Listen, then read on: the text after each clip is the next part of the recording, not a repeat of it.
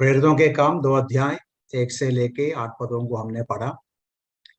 पिछले हफ्ते इस अध्ययन को हमने शुरू किया जहां से देखा था कि ये जो पहला 13 पदों में कलीसिया का स्थापना को देखते हैं, पवित्र आत्मा का बपतिस्मा देखते हैं, और ये दोनों विषय खास तौर से ये जो 13 पदों से हम देख सकते हैं। और विशेष रूप से हमने अध्ययन किया पवित्र आत्मा का बपतिस्मा के टाइटल के रूप पर। वहां से देखने का प्रयास किया कि 3 बातें देख, हमारे ख्याल से या 4 बातें। द टाइम मतलब पवित्र आत्मा का बपतिस्मा जो यहाँ होता है या कलीसिया का आरंभ जो होता है, ये दोनों में है। इसका टाइम के बारे में देखा, कौन सा टाइम पे हुआ, जब पेंटिकोस्ट पूरा हुआ, पेंटिकोस्ट का दिन आया। उसका सिग्निफिकेंस मैंने आपको बताया था, आप फिर से वो मैं रिपीट नहीं करता, लेकिन इतना मन में रखिए कि पेंटिकोस्ट मतलब 50वां दिन है। वो जो फर्स्ट फ्रूट्स होता है या पहला फल का त्योहार होता है, उसके पश्चात 50 दिन के बाद का त्योहार है पेंटिकोस्ट। और यीशु मसीह के पुनरुत्थान के 50वां दिन में यह हुआ है। वो सब मैंने वर्णन किया था, अब रिपीट नहीं करता। उसके बाद इसका एविडेंस को देखा, मतलब ये जो घटना घटी उसका एविडेंस। एविडेंस मतलब हमने देखा कि वे कुछ बातें सुना, हवा के रूप में, आंधी के रूप में कुछ आवाज सुना, और आग के समान कुछ बातें वो देख लिया। और उसके अलावा अलग अलग भाषाओं में, फॉरेन लैंग्वेजेस में परमेश्वर के महान कार्यों को वे सुनना शुरू किया। और हमने उसका एक्सप्लेनेशन दिखा था। एक्सप्लेनेशन मतलब यहाँ वास्तव में ये पवित्र आत्मा का बपतिस्मा मतलब क्या है। और मैं ये भी बताया था कि हमें कैसे मालूम है कि यहाँ पवित्र आत्मा का बपतिस्मा हुआ।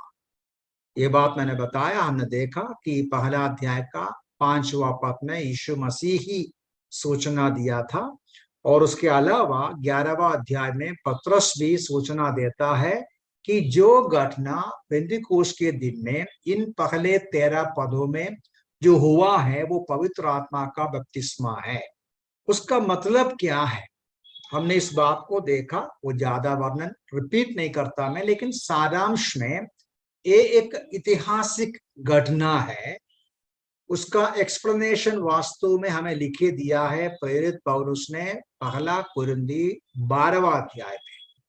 अलग अलग लोगों को, चाहे दास हो, चाहे स्वामी हो, पढ़े लिखे हो, अनपढ़ हो, सब प्रकार के, विभिन्न प्रकार के लोगों को एक कलीसिया, मसीह यीशु के लिए एक शरीर बनाने का कार्य पवित्र आत्मा का बपतिस्मा के द्वारा हुआ। 120 लोग वहां बैठे थे। उन 120 लोगों को पवित्र आत्मा में डुबा दिया, पवित्र आत्मा उसके ऊपर आया, और पवित्र आत्मा का बपतिस्मे के द्वारा वे एक बन गए, एक कलीसिया बन गए, यीशु मसीह का एक शरीर बन गया। और चौथी बात ये देखा था, ये जो पवित्र आत्मा के बपतिस्मे के साथ साथ वर्ष 4 हम पढ़ता है, वे आत्मा में भर गया। आत्मा का बपतिस्मा एक बात है, आत्मा की भरपूरी अलग बात है।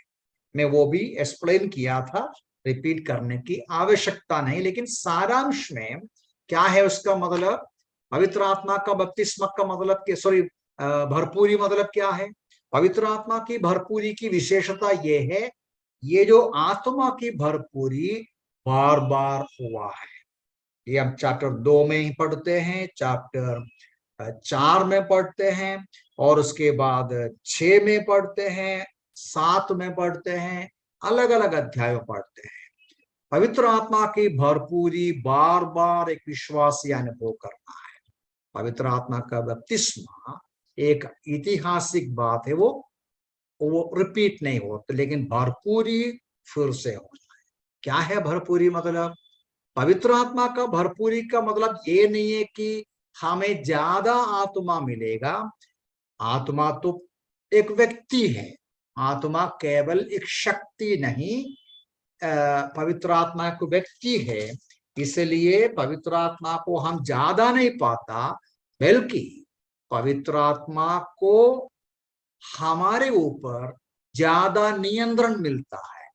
पवित्र आत्मा के लिए हम और ज्यादा अर्पण करते हैं, अपने आप को अधीन करते हैं। वो है पवित्र आत्मा की भरपूरी का मतलब। ये बात हम बार बार अनुभव करना है। आत्मा के नियंत्रण में, आत्मा के वश में हमें जीना है। इतनी बातें देखा था मेरे ख्याल से। और एक बात और देखा था, यहाँ जो वे आत्मा में भर गए, और जब आत्मा में भर के क्या बोला, अन्य अन्य भाषाओं में बोलने लगा। ये अन्य अन्य भाषा की बात भी थोड़ा सा मैंने सूचना दिया था कि वे लोग, मतलब प्रेरितों के काम 2 अध्याय में प्रेरितों ने जो अन्य अन्य भाषाओं में बातें किया, बोलते हैं, तो वो भाषा था, आवाज नहीं था, ऐसे ही कुछ भी शब्द नहीं था। अन्य अन्य भाषा के बारे में हम लोग कुरिन्थियों की पत्री में पढ़ते हैं। कुरिन्थियों की पत्री में से हमें इस बात का जानकारी मिलता है कि अन्य अन्य भाषा मतलब एक एक एक अन्य भाषा जो हम कभी पढ़ा नहीं, सीखा नहीं, समझा नहीं, उस भाषा में परमेश्वर के वचन दूसरों को सुनाने का जो क्षमता है, यह एक वरदान है। मैं आपके लिए पढ़ूंगा, शायद पिछले हफ्ते वो पढ़ा नहीं था। पहला कुरिन्थी 12वां अध्याय उसका 4 पद को अब देख लीजिए।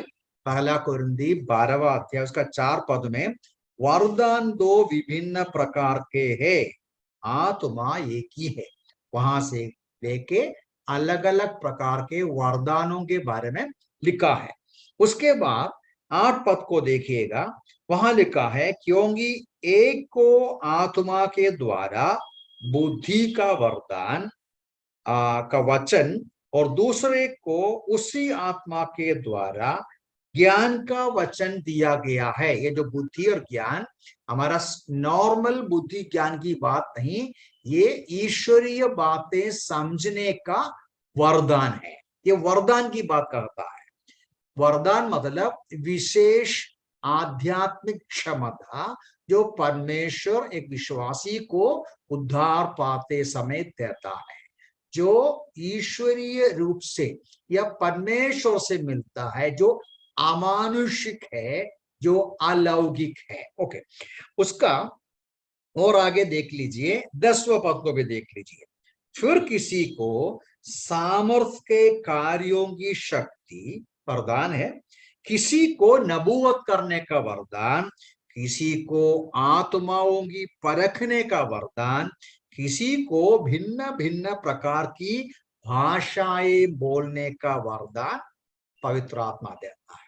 ये हमारा विषय वरदान के ऊपर नहीं, पवित्र आत्मा के ऊपर भी नहीं, इसलिए हमें केवल मैं सारांश में थोड़ा सा कह के आगे बढ़ता हूं। आपको शक है तो पूछ सकते हैं, और ज्यादा उसके ऊपर मैं एक्सप्लेन करूंगा। इतना समझना चाहिए, अन्य अन्य भाषाएं बोलना मतलब जो भाषा एक विश्वासी कभी भी सीखा नहीं, वो भाषा में परमेश्वर का वचन बोलने का वरदान या क्षमता वो परमेश्वर दिया। परमेश्वर ने उन दिनों में दिया वो वरदान, और सुना हुआ लोग अपनी अपनी भाषा सुन रहे थे। आप देखिए प्रेरितों के काम वही जगह में वो शब्द लिखता है, वो लोग बोलता है। देखो उसका 8वां पद देखो, तब यह कैसी बात है कि हमें से प्रत्येक अपनी ही मातृभाषा में उन्हें बोलते हुए सुनता है। तो प्रेरित लोग अन्य अन्य भाषाएं बोला, उधर बैठा हुआ लोगों का जो इंसान वहां खड़े थे या सुन रहे थे, उनके मातृभाषाएं बोल रहे थे। लेकिन दुख की बात है, आजकल कुछ लोग अन्य भाषा के नाम में बड़बड़ करते हैं, शब्द या आवाज करते हैं, किसी भी भाषा नहीं, किसी को समझ में भी नहीं आता। ये झूठा अन्य भाषा है। ये इसके ऊपर मैं अभी ज्यादा वर्णन नहीं करता। एक बात और बोलना चाहता हूं कि ये जो अन्य भाषा, अन्य भाषाएं बोलना या चमत्कार कार्य करना, आश्चर्य कार्य करना, ऐसे वरदान सबको मिलता नहीं था। ये समझना चाहिए कि वरदान, आत्मा अलग अलग विश्वासी को अलग अलग वरदान देते हैं। तो इसलिए कोई भी एक वरदान सबको नहीं होता है। 10 जन इधर बैठा है तो 10 जन का अलग अलग वरदान है। जरूरी नहीं है कि पूरा 10 जन अन्य अन्य भाषाएं बोलने का वरदान पाया है। और उतना भी नहीं, इब्रानियों की पत्र में हम पढ़ते हैं, ऐसा वरदान जो है अमानुषिक और सुपरनैचुरल मिराकुलस कार्य करने का जो विशेष वरदान, ये सुसमाचार को साबित करने के लिए पहली सदी में दिया। इसके बारे में भी हम लोग इब्रानियों की पत्री 2 अध्याय उसका 3 और 4 पद को देखिए। तो हम ऐसे महान उद्धार की उपेक्षा करके कैसे बच सकेंगे, इसका वर्णन सर्वप्रथम प्रभु द्वारा किया गया और उसकी पुष्टि सुनने वालों ने हमारे लिए की। वर्स 4, परमेश्वर ने भी चिन्हों, चमत्कारों और विभिन्न प्रकार के आश्चर्य कर्मों तथा अपनी इच्छा के अनुसार पवित्र आत्मा के वरदानों के द्वारा इसकी साक्षी दी। तो हम इस बात को समझते हैं, प्रेरितों के समय में, प्रेरितों के काम में या पहली सदी में कई प्रकार के चमत्कार कार्य हुआ, अमानुषिक कार्य हुआ, विशेष वरदान परमेश्वर ने दिया। क्या करने के लिए? सुसमाचार को साबित करने के लिए। एक वचन और पढ़ूंगा उस संबंध में, फिर से मैं उसके बाद में आगे बढ़ूंगा। वो पहली कुरिन्थी 13वां अध्याय का 8वां पद में है।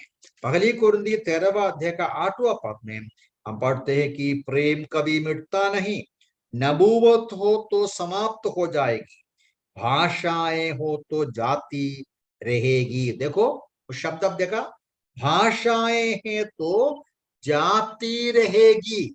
मतलब पहली सदी में कुरिन्थियों की पत्र लिखने वाला पौलुस कहते हैं, ये जो ऐसी विशेष वरदान जो है वो जाती रहेगी। मतलब उसका एक अवसर है, उसकी एक आवश्यकता है, परमेश्वर देता है और वो कार्य जाती रहेगी, वैनिश अवे। आज आप इस कोई भी बोलता है, वो अन्य भाषा बोलता है, पवित्र आत्मा के द्वारा है, अच्छी बात है। आपको जांचना है क्या सचमुच में भाषा ही है या और कुछ, केवल 2-3 शब्द रिपीट करते हैं। उतना हम लोग करीबन देखा था। आगे हम बढ़ेंगे। अब 5वां पद से लेके 13वां पदों में इसका नतीजा देखा, the effect of that supernatural work.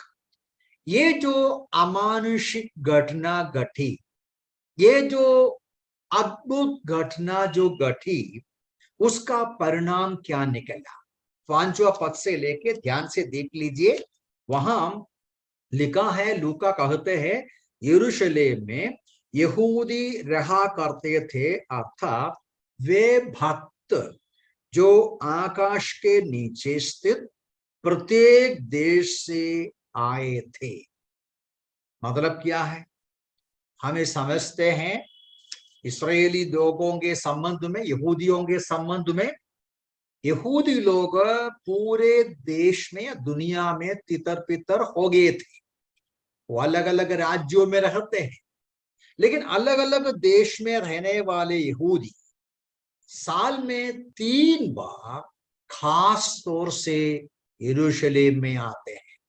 वो कभी है? उनका 3 त्योहार के अवसर पर, उनका जो फसह का पर्व और पेंतिकोस्त का पर्व और झोपड़ियों का पर्व का समय। 3 पर्व होता है, 7 पर्व है, लेकिन ये 7 त्योहारों में 3 त्योहार के अवसर पर सारे दुनिया के यहूदी लोग यरूशलेम में आ जाता है। कौन सा त्योहार? पास ओवर, पेंटिकोस्ट एंड द टैबरनाकल बोलता है, या झोपड़ियों का पर्व बोलता है। तो इसलिए पेंटिकोस्ट का त्योहार का समय है, सारे दुनिया से यहूदी लोग यरूशलेम में पहुंच गया। कोई लिखता है करीबन 2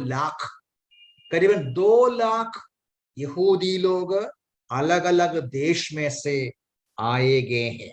हम लोग उसका 9वां पद से लेके 11 पदों में लूका लिखता है कौन सा देश में से आया। आप देखो 9वां पद में लिखा है, अब बाद में गिनकर देखो कितना देश में से आया। उन दिनों का उसका जो समीप प्रदेश में, मतलब यरूशलेम के यहूदिया के अलग अलग देश, उसका मतलब समीप राज्यों का सूचना दिया। मैं जल्दी पढ़ूंगा आपके लिए। पार्थी है ना, पार्थी, मेदी, एलामी, मेसोपोटामिया, यहूदिया और कप्पदोकिया, पिंदुस, एशिया, फ्रुगिया, पंफुलिया, मिस्र, लीबिया के प्रदेश जो कुरेने के आसपास है, रोमी प्रवासी, और वर्ष 11 क्रेती, अरब निवासी। कितना है बाद में गिनकर देखिए, होगा कुछ 14, 15 या 16 होगा। तो अलग अलग देश के लोग आए गए हैं, करीबन 2 लाख या उससे अधिक, बहुत बड़ा झुंड। ये जो झुंड, ये आवाज सुना, उधर लिखा है ना, उधर पढ़ता ना, ये शब्द सुना, वर्स 6। जब यह शब्द हुआ तो भीड़ लग गई, लोग भौचक्के हो गए। अब वो शब्दों को देखो, अब इंटरेस्टिंग है। The effect of this supernatural event, लोग इकट्ठा हो गए, हजारों लोग, और उनका रिएक्शन देखो। उनका रिएक्शन कैसा है? हिंदी भाषा में उसके लिए क्या लिखा है, मैं पढ़ूंगा, वर्स 7 नहीं 6 में, भौचक हो गए, वर्स 7, आश्चर्यचकित हो गए, वर्स 7 में, विस्मित होकर कहने लगे, और 12 में फिर से वे विस्मित होते रहे, घबरा कर एक दूसरे से पूछने लगे ये क्या हो रहा है। आप देखा, कंफ्यूज्ड, अमेज्ड, मार्वल, परप्लेक्स्ड। उनका समझ में नहीं आया ये क्या हो रहा है। वो आपस में पूछने लगा। इनके मन में इतना आश्चर्य आने का मुख्य कारण क्या है? इन यहूदी लोगों के मन में इन सुपरनैचुरल इवेंट्स, आवाज, उसके अलावा अपने अपने भाषाओं में परमेश्वर के महान कार्य, देखो 11 पद में लिखा है ना, क्रेती, अरबी निवासी, हम अपनी अपनी भाषा में इनसे परमेश्वर की सामर्थ्य कार्यों का चर्चा सुनते हैं। तो परमेश्वर की बातें उनके कान में पहुंचता है अपनी अपनी भाषा में, अपनी अपनी मातृभाषा में। वे आश्चर्यचकित हो गया, आपस में पूछने लगे क्या बात है,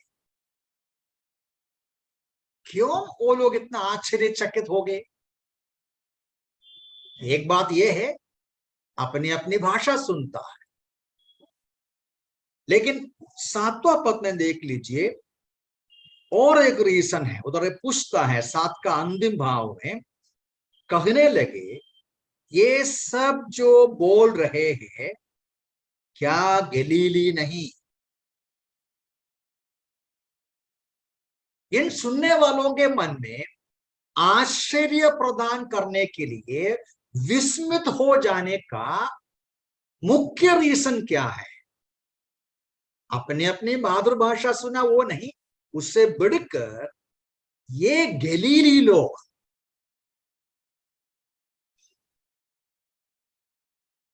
बाहर गांव का भाषा बोलता है।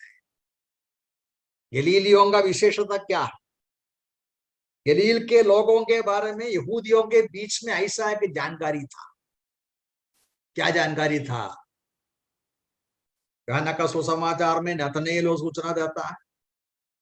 जॉन्स गॉस्पेल पहला अध्याय का 46 देख लीजिए।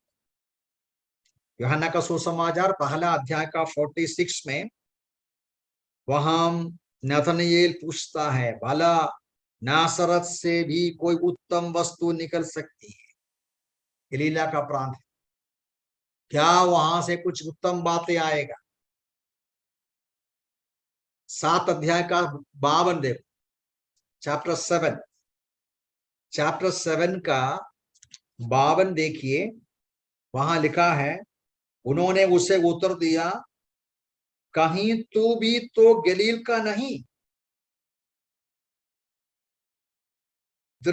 ढूंढ और देख, गलील से कोई नबी प्रकट नहीं होने का है। गलीलियों के बारे में उनका जानकारी क्या है? आम लोगों का विचार क्या है? वहां का लोग अंगूठे चाप लोग हैं, अनपढ़ लोग हैं। वहां से कुछ बड़ी बातें नहीं आएगा, नबी लोग नहीं आएगा, वहां से मसीहा नहीं आएगा, वहां से कुछ भली बातें नहीं आएगा। वो एक पिछड़ा हुआ जगह है, वहां के लोग पिछड़े हुए लोग हैं। अब एक वचन देख लीजिए मैथ्यूस गॉस्पेल में, मैथ्यूस गॉस्पेल 26वां अध्याय, 26वां अध्याय का 73 देखो। मैथ्यूस गॉस्पेल 26 उसका 73। पतरस यीशु मसीह का इनकार करते समय कोई पूछता है, जब उसने कहा मैं इस मनुष्य को नहीं जानता, थोड़ी देर के बाद उन्होंने जो वहां खड़े थे पतरस के पास आकर उससे पूछा, निश्चय ही तू भी उनमें से है, क्योंकि तेरी बोली तुझे प्रकट करती है। तेरी बोली मतलब, अभी आप जानते हैं अलग अलग प्रदेश के लोगों का एक बोली में एक फर्क होता है। वो महाराष्ट्र में मराठी बोला जाता है, आप जानते हैं, लेकिन प्रदेश के अनुसार उस भाषा का फर्क लगेगा। एक मराठी भाई मराठी बात करते हैं, सुनते ही मालूम पड़ेगा वो लातूर का है, शोलापुर का है, या नागपुर का है, या पालघर का है। उसी प्रकार आंध्र का, कौन सा भी देश का, केरला का, त्रिशूर का भाषा, हमारे तिरुवनंतपुरम का भाषा, कोटयम का भाषा में फर्क होता है, सुनने से मालूम पड़ता है। गलील के लोगों का भाषा, उनका प्रोनाउंसिएशन इतना सही नहीं था, वे इतना पढ़े लिखे लोग नहीं, वे इतना अच्छी बातें बोलने वाला बोली सही नहीं। इसलिए इन प्रेरितों के बारे में वे समझकर बोलता है। इन गलीली लोग फॉरेन लैंग्वेज, बाहर गांव का भाषा, हमारी भाषा, हमारे देश के भाषा कैसे बोल सकते हैं? वास्तव में एक बात यहां मन में रखना, ये है परमेश्वर का महान कार्य। पवित्र आत्मा एक व्यक्ति में प्रवेश करते हैं, पवित्र आत्मा एक व्यक्ति में भर जाते हैं, और परमेश्वर एक व्यक्ति को इस्तेमाल करते हैं। उनका सारी कमजोरी, उनका जो स्वाभाविक रूप में जो कमजोरियां होता है, नेचुरली जो टेम्परमेंट्स होता है, कमजोरियां होता है, नैसर्गिक रूप से कई प्रकार का सीमाएं होता है, वो सीमा के बाहर परमेश्वर काम करते हैं। कमजोर, नालायक, निर्बल लोगों को परमेश्वर पवित्र आत्मा के भरपूरी से उनको मजबूत करते हैं, शक्तिशाली करते हैं, प्रभावशाली बनाते हैं, इस्तेमाल करते हैं उनके अंदर, उनके द्वारा। ये प्रेरितों के काम 2 अध्याय के अलावा पूरे प्रेरितों के काम में देख सकता है, कलीसिया के पूरे इतिहास में देख सकते हैं कि परमेश्वर ने किस प्रकार अलग अलग अवसर पर पिछले सदियों में देख सकते हैं कमजोर लोगों को, अनपढ़ लोगों को, बलहीन लोगों को, निर्बल लोगों को इस्तेमाल किया, बलवंत किया, मजबूत किया। ये हमें तसल्ली देना चाहिए, ये हमें मजबूत करना चाहिए, हमारा विश्वास को बढ़ाना चाहिए। हम विश्वासी यीशु मसीह पर विश्वास करने वाले निराश नहीं होना चाहिए। हम शायद पढ़ा लिखा नहीं होगा, अवश्य पढ़ाई नहीं होगा, अवश्य तंदुरुस्ती नहीं होगा, अवश्य धन नहीं होगा, अवश्य खानदान की क्षमता नहीं होगा, हमारे बैकग्राउंड में कमियां होगा, कुछ भी हो, पवित्र शास्त्र वचन, पवित्र शास्त्र हमें समझाते हैं हमारा प्रभु शक्तिशाली है, हमारे सारे कमजोरियों के ऊपर हमको बलवंत कर सकता है, इस्तेमाल कर सकते हैं। कुरिन्थियों की पत्र में एक वचन है, वो मैं पढ़ूंगा जल्दी आपके लिए। प्रेरित पौलुस इस प्रकार कहते हैं, दूसरी कुरिन्थी उसका 12वां अध्याय उसका 9वां पद में इस प्रकार वो कहता है कि वर्स 9 पौलुस कहता है, 2 कुरिन्थी 12:2-9, उनमें उसने मुझसे कहा, मेरा अनुग्रह तेरे लिए पर्याप्त है, क्योंकि मेरा सामर्थ्य निर्बलता में सिद्ध होता है। मैं सहर्ष अपनी निर्बलताओं पर घमंड करूंगा, जिससे कि मसीह का सामर्थ्य मुझ में निवास करे। 10 में देखिए, इस कारण मैं मसीह के लिए निर्बलताओं में, अपमानों, दुखों, सताओं और कठिनाइयों में प्रसन्न हूं, क्योंकि जब मैं निर्बल होता हूं तभी सामर्थ्य होता। जब मैं निर्बल हूं मैं सामर्थ्य। ये महान कार्य है प्रभु का, दुनिया के लोग नहीं समझते हैं, आजू बाजू के लोग नहीं समझता है, अविश्वासी नहीं समझता है। परमेश्वर एक विश्वासी को, साधारण विश्वासी इतना बलवंत करेगा जो हम नहीं समझ सकते हैं। हमारे निर्बलताओं में वो हमें बलवंत करते हैं। ठीक है, वापस हम प्रेयर 2 में आएंगे। तो ये लोग क्या बोलता है, ये लोग बोलते हैं इन गलीलियों का इतना क्षमता कहां से मिला, इतना बुद्धि कहां से मिला। हमारे भाषा में वो बोलते हैं। देखो उनका कंक्लूजन क्या है, उनका क्या बोलता है, उनका जो कंक्लूजन क्या है। आप प्रेरितों की किताब पे आइए, वो क्या बोलते हैं। 12वां पद में कहते हैं, वे विस्मित होते रहे, घबरा कर एक दूसरे से पूछने लगे, ये क्या हो रहा है। वो आपस में पूछने लगा, ये क्या हो रहा है, ये क्या बात है?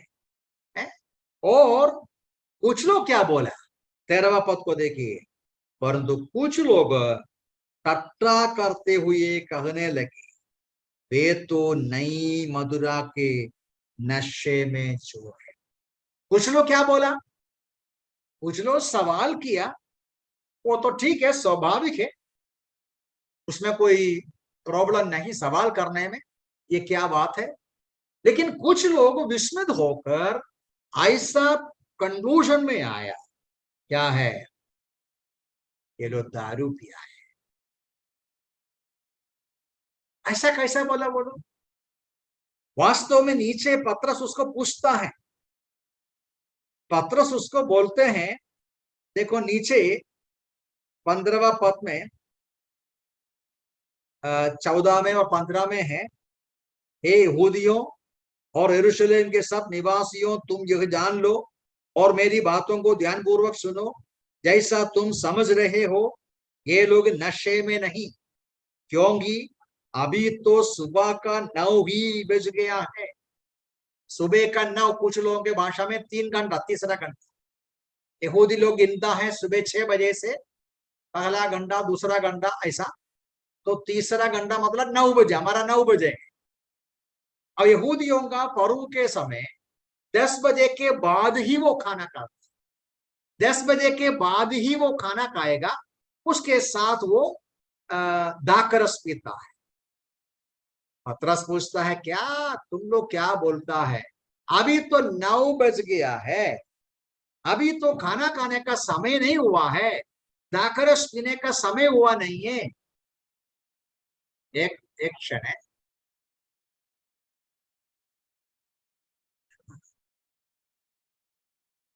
ओके, मेरी आशा है आप मुझे देखते हैं,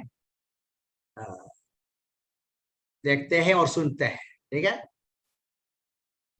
मैं क्या बोल रहा था, एक्चुअली मेरा कनेक्शन टूट गया, कुछ डिस्टर्बिंग आवाज आया, ठीक, ओके। पत्रस ये पूछ रहा है कि आप लोग ऐसा कैसा बात करते हैं कि अभी तो क्या है, अभी 9 बजा ही है, यहूदियों का भोजन का समय हुआ ही नहीं। आप लोग बोलता है ये लोग नशा में है।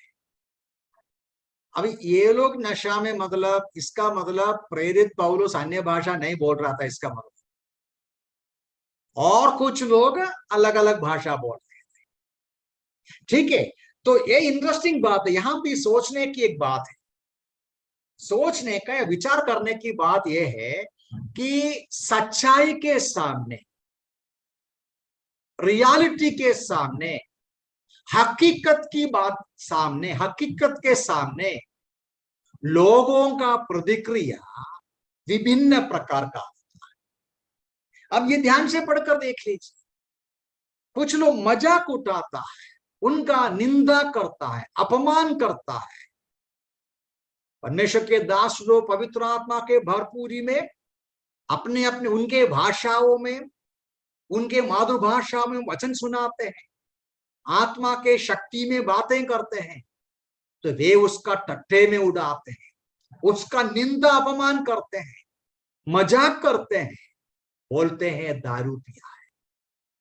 ये हमें समझाता है सच्चाई लोगों के सामने प्रस्तुत करते समय अलग अलग लोगों का अलग अलग प्रतिक्रिया होता है।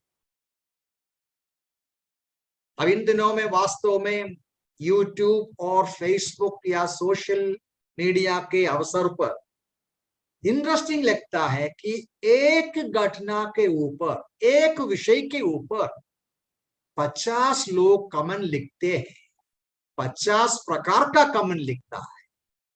आप नोट किया कभी, किसी भी विषय के नीचे यूट्यूब में कमेंट्स होता है ना, कमेंट्स, सुनने वालों का रिएक्शन, 50 लोग 50 प्रकार का कमेंट लिखे। इसका मतलब क्या है? इसका मतलब दो बातें, कभी भी इंसान का प्रतिक्रिया हमारे विचारधारा के अनुसार होगा ऐसा नहीं सोचना। हमारा जो व्यू पॉइंट होता है, हमारा दृष्टिकोण होता है, हमारे मन में कुछ आइडिया होता है, हमारा कुछ विश्वास होता है, हमारा कुछ वैल्यू होता है, हमारा कुछ सिद्धांत होता है, हम पकड़ा हुआ एक डॉक्ट्रिन होता है। आप किसी को बताता है, सुनने वाले का प्रतिक्रिया जरूरी नहीं है कि आपका विचारधारा के अनुसार हो। शायद वो सुनेगा, कुछ चुप रहेगा, कोई सवाल करेगा, कोई निंदा करेगा, कोई मजाक करेगा, कोई आपका एकदम उल्टा सुल्टा जवाब देगा। उस समय निराश नहीं होना है। Never expect anybody to agree with you in all what you say, in all what you think, on all what you hold. तो किसी भी व्यक्ति हमारे विचारधारा के खिलाफ बोलता है तो फिक्र नहीं करना है, कोई बात नहीं, स्वाभाविक है, समझना है। जरूरी नहीं है कि सब लोग हमारे दृष्टिकोण को समझ जाए। तो यहां पढ़ते हैं वो लोग उनका निंदा अपमान किया।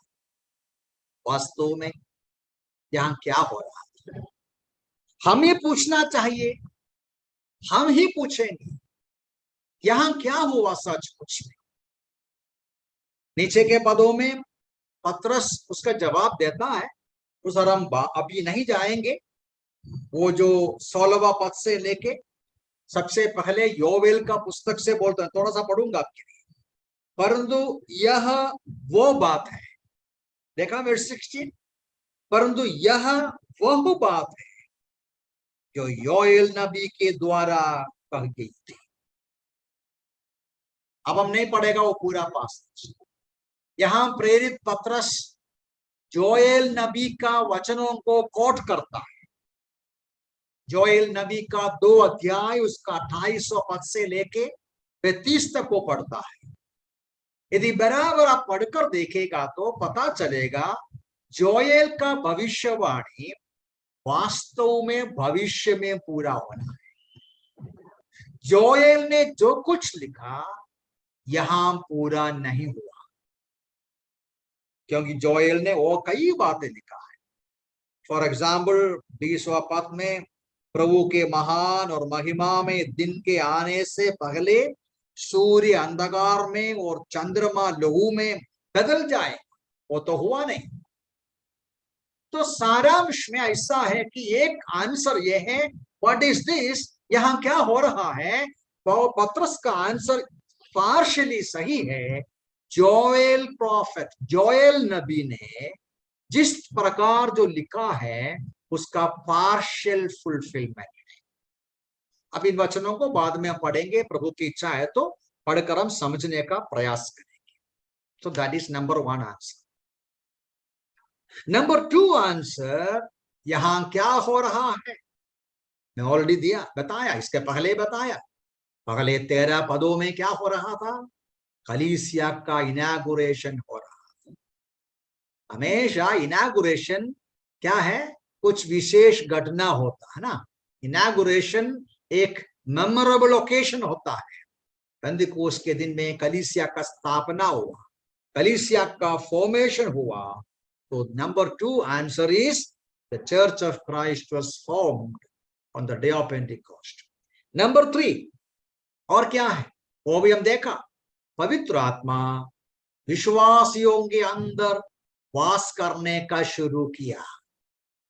अभी तक पवित्र आत्मा विश्वासियों के साथ थे, अभी उनके अंदर वास करना शुरू किया। जैसा यीशु मसीह ने यूहन्ना का सुसमाचार 14-16 अध्यायों में वायदा किया था, पवित्र आत्मा विश्वासियों के अंदर परमानेंट रूप में वास करना शुरू किया।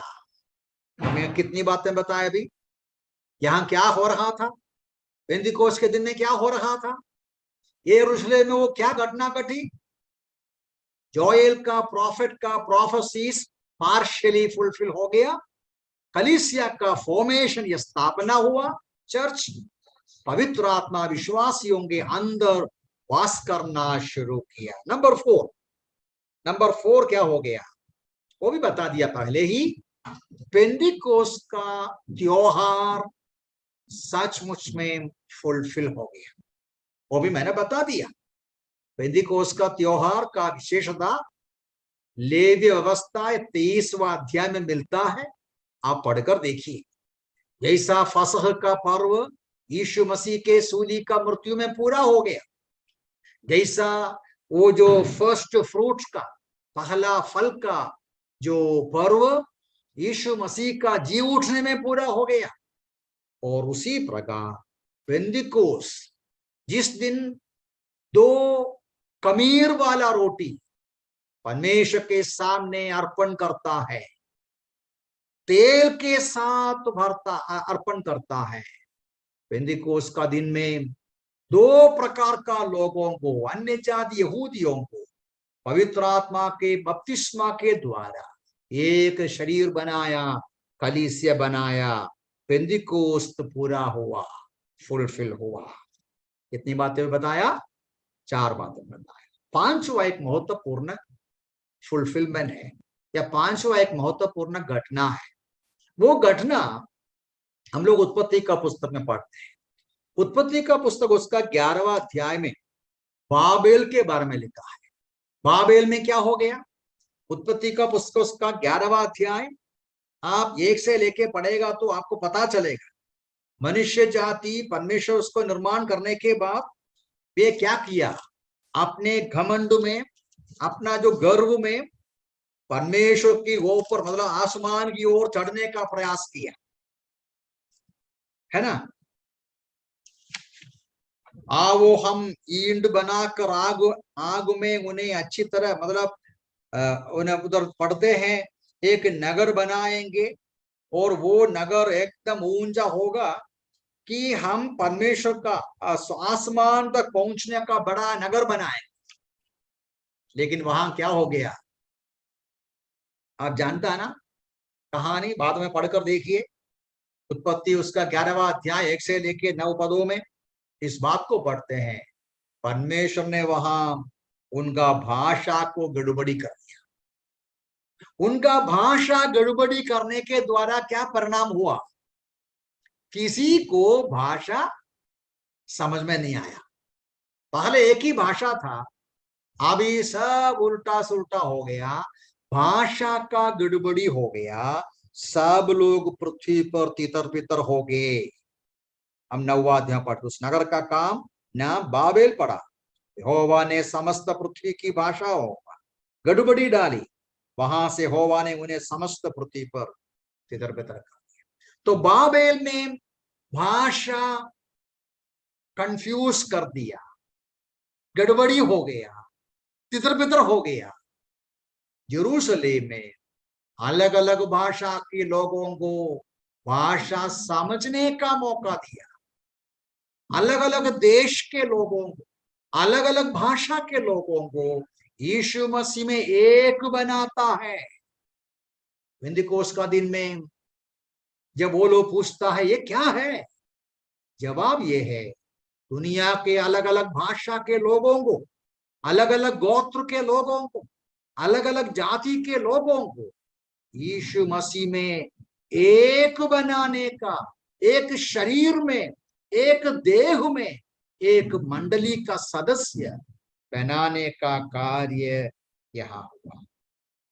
तना भी नहीं, उधरी बाबेल में लोग अपने गर्व और घमंड में आसमान की ओर चढ़ने का प्रयास किया। यरूशलेम में परमेश्वर अपनी नम्रता में उतर के आया, मनुष्यों के बीच में पवित्र आत्मा के रूप में के बीच में उनके अंदर वास कर। तो इस प्रकार हम इस घटना को देख सकते हैं। तो 5 बातें हमने अभी तक देखा। ये जो 13वां पदों से वो जो समय के बारे में देखा था और उसका जो एविडेंस के बारे में देखा, सबूत के बारे में उसका वर्णन एक्सप्लेनेशन देखा, उसका पवित्र आत्मा की भरपूरी की बात देखा था और उसका परिणाम देखा। परिणाम ये है लोग इकट्ठा हो गया और कुछ लोग आश्चर्यचकित होकर पूछने लगा है क्या है। कुछ लोग उसको टट्टा में उड़ाया या उसका अनादर किया, अपमान किया। कुछ लोग ईमानदारी से पूछा है क्या है। सचमुच में जवाब यह है परमेश्वर एक नई युग का शुरुआत किया, कलीसिया का स्थापना किया। वहां से लेकर आगे हम बाद में देखेंगे। पत्रस का जवाब बहुत महत्वपूर्ण है, उस बात को देखेंगे। लेकिन सबसे बड़ी तसल्ली देने वाली बात यह है परमेश्वर अपनी पवित्र आत्मा के द्वारा विश्वासियों के अंदर वास करना शुरू किया, उनको मजबूत करना शुरू किया, उनको विशेष वरदान देना शुरू किया, इस्तेमाल करना शुरू किया। हम निर्बल नहीं है, हम शक्तिहीन नहीं है। सारी प्रकार की कमजोरियों के बावजूद भी परमेश्वर में, प्रभु में हम बलवंत है, बलवंत हो सकते हैं, शक्तिशाली हो सकते हैं। प्रभु के लिए हमें प्रभु इस्तेमाल करेगा। हमें करने की बात यह है कि हमें विश्वास करना है, उसके अधीन हो जाना है, पवित्र आत्मा के भरपूरी के लिए अपने आप को समर्पण करना है। प्रभु इन वचनों से हमें सहायता करें। प्रभु के नाम की